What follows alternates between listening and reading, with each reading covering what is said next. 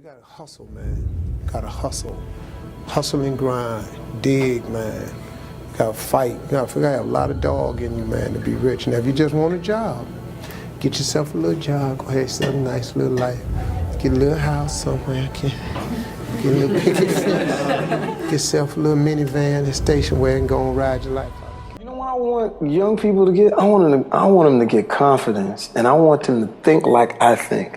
I think that there's nothing in the world that I could absolutely be. When we were in Atlanta, we did the Laugh-A-Palooza, and we do it every year. Yeah. This was our best year because we're coming off of that Oscar, and we're coming right into this African-American community where these kids are looking, and we had the teens of comedy, these young guys with confidence and swagger and bravado.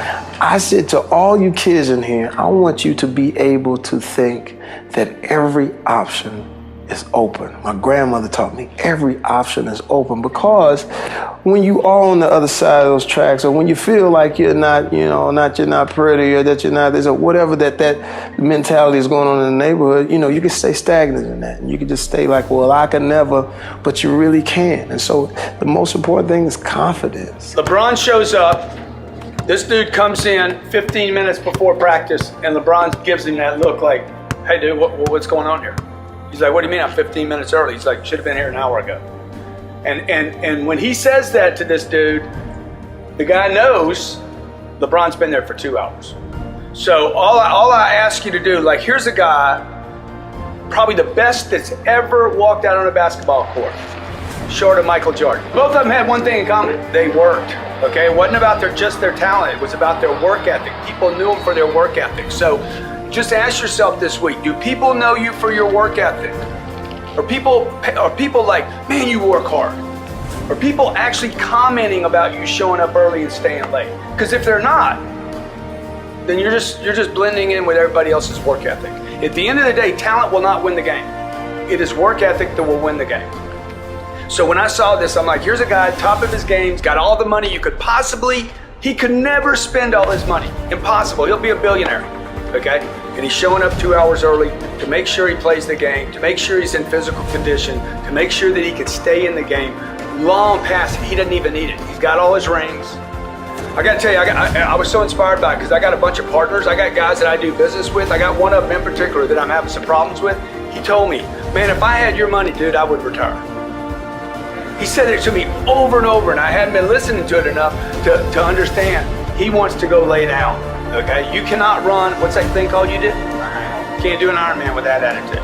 Don't know why you'd want to do an Ironman. If you could do an Ironman and then take that and add it to your career, to the longevity of your career, because look, it's going to be 5 years from now, 10 years from now, it's going to be 20 years. You're going to look back and say, and the marketplace is going to reward whatever you do every day. You want to train as much as you can, as often as you can. So if you get up at 10 in the morning, train at 11, right? 12, say 12, train at 12, train for 2 hours, 12 to 2. You have to let your body recover. So you eat, recover, whatever. You get back out, you train, start training again at 6.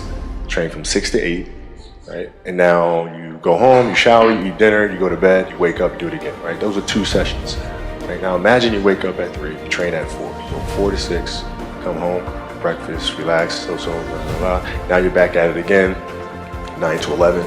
Right? Relax, and now all of a sudden you're back at it again, 2 to 4, and now you're back at it again, 7 to 9. Look how much more training I have done by simply starting at 4.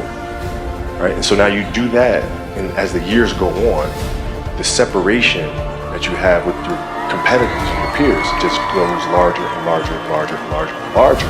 By year 5 or 6, doesn't matter what kind of work they do in the summer, they're never going to catch up, because they're 5 years behind. Right? So it makes sense to get up and start your day early because you can get more work in. For me, it was just common sense. Like I can if I start earlier, I can train more hours. And I know the other guys aren't doing it because I know what their training schedule is. Right? So I know if I do this consistently over time, the gap's just going to widen and widen and widen and widen and widen, and they won't be able to get that back. Mm-hmm. So to me, it was just common sense. I'm like thinking, how can I get an advantage? Oh, start earlier. Yeah, let's do that. How do you develop that, or where do you learn that from? Well, I think it's just it's just a matter of what's important to you, mm-hmm. and what's important to you for whatever reason. You know, I felt like I didn't feel good about myself if I wasn't doing everything I could to be the best version of myself. If I felt like I left anything on the table, it would eat away at me. I wouldn't be able to look myself in the mirror. Right? So the reason why I can retire now and be completely comfortable about it, because I know that I've done everything I could to be the best basketball player I could be. And so that's where it comes from for me. You can't leave any stone unturned.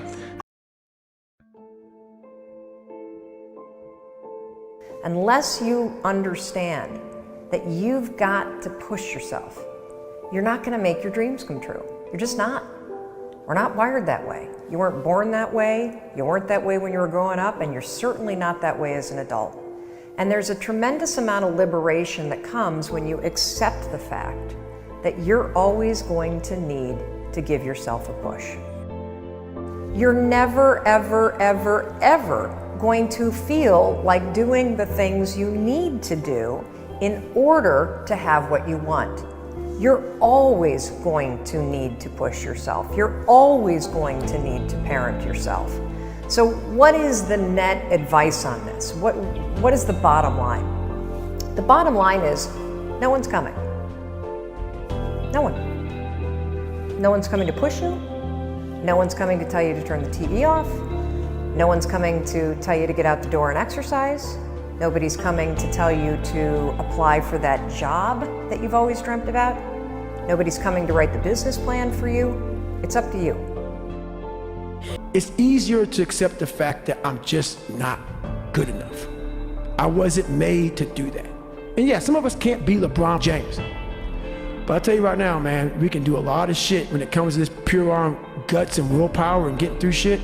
We have a lot more than we think we have. Self-discipline is everything. And if you don't have it, I don't look at you right, because I know you're capable of more.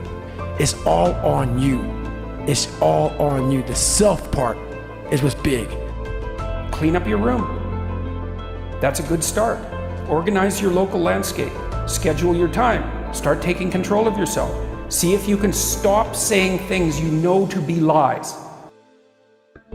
You will always have a million excuses not to do it, not to feel like it, not to believe in yourself. They're all The only thing that matters in your life and your business is the actions that you're taking. And the more consistently that you take action, the faster you will start to believe in yourself, because you will see proof that you are not the kind of person that sits around and feels unworthy, that you're not a victim that sits by and gets sucked into other people's stuff, that you're not that kind of person. So it won't make sense to believe it anymore, but it starts with